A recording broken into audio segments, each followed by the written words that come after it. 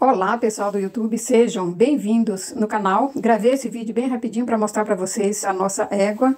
O nome dela é Chuva e ela teve um filhote. Olha que lindo esse filhote, pessoal. Esse filhote nasceu essa noite e ele tá bem de saúde. Ainda não sabemos o sexo desse filhote, porque a mãe dele fica agitada quando a gente chega perto do filhote. Curte esse vídeo, compartilha, inscreva-se no canal e ative o sininho das notificações para vocês acompanhar o crescimento desse filhote através dos vídeos que eu estarei postando. Tchau!